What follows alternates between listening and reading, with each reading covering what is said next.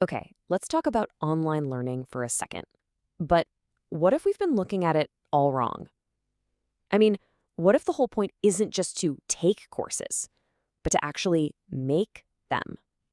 Seriously, think about it. The last online course you did, how much of that was you just, watching videos, clicking next, maybe doing a few quizzes? But what if the real learning, the deep stuff, actually came from building that course from the ground up? Right? It's that feeling, just staring, clicking, swiping. The source material for this explainer even calls it a lethargic state.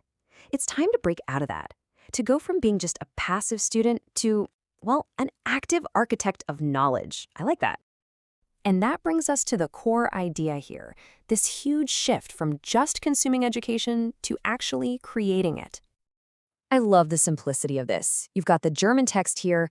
Consuming MOOCs is literally crossed out and replaced with create them yourself. And in case you're not familiar, MOOCs are those massive open online courses. So this isn't just a small change. It's a total flip of the script on what online learning is even for. So this whole concept has a name, a P for P MOOC. That stands for peer for peer. So forget about a big university lecture being beamed down to thousands of people. This is all about learners teaching learners, students, apprentices, anyone who's curious, really, creating and sharing knowledge with each other.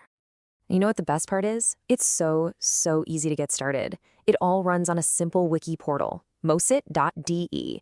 You don't need to be a programmer. It's totally free, and you can even mix and match your own stuff with existing open educational resources. Free texts, images, videos that are already out there. The barrier to entry is basically gone. And this right here just shows you how different the mindset is. On this platform, you don't get a certificate for just finishing a course. No, you get one for creating it. Your reward is for contributing, for building something that helps other people learn. That's a game changer. Okay, but we're not just talking about courses on math or history here. This goes way beyond that. It's about building a whole culture. Let me show you what I mean. The platform is just buzzing with creativity. For instance, students have built these awesome cultural quiz games that make learning about art or philosophy actually fun and interactive. It's learning through play. And then you have things like this for literature. They're called ad books. They're basically living documents. So you can take a classic text and add your own illustrations or your own thoughts, maybe even write a whole new chapter. It creates this living, breathing library that everyone builds together. And it just keeps going. They've got a collection of important short films, which inspires people to break them down, make quizzes about them, or even create their own short animations as a response. How cool is that? So you see what's happening, right? This isn't just a platform for making online courses.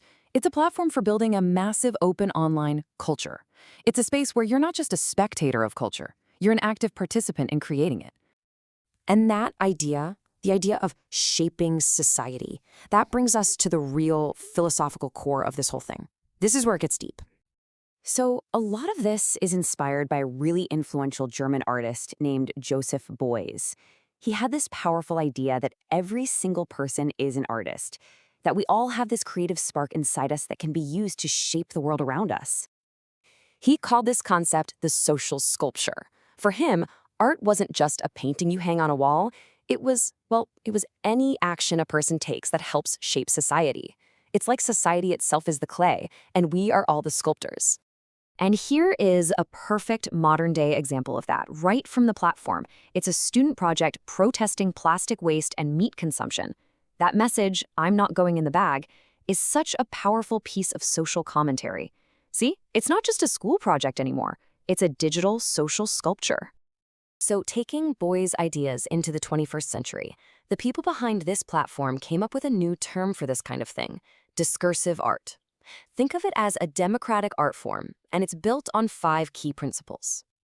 All right, let's quickly run through these 5 pillars, because they're really the blueprint. First, it's P for P, peer for peer. So it's made by the people, for the people, not from some big institution. Second, it's massive. The whole point is that everyone can join in. Third, it's open. That means it's timeless, it's free, it's accessible anywhere. Then, of course, it's online, using digital tools to connect everyone everywhere. And finally, and this is the big one, its purpose is culture. The goal isn't just to talk about society, it's to actively shape it. Okay, so That's a lot of big ideas, but what does it actually mean for you? Like, how could you get started with something like this? Well, the platform makes it super easy to jump in, no matter your skill level. You could start simple, just by taking a course someone else made. Or, if you're feeling a bit more creative, you could make your own quiz. Ready for more? You could pull together a whole course using existing stuff. And if you really want to go for it, you can build a complete MOOC from scratch with your own content. Look, the tools are right there, the community is waiting for you, and what you can create is, well, it's limitless. If any of this has sparked your interest, go ahead and scan this code. It'll take you right to the mooca.de portal, and you can see for yourself what people are creating. And that really leaves us with one final thought, one big question. It flips the whole thing around. It's not about what you can learn, but what you can teach. So, if you had the power to create one course to share with the entire world, what would it be about?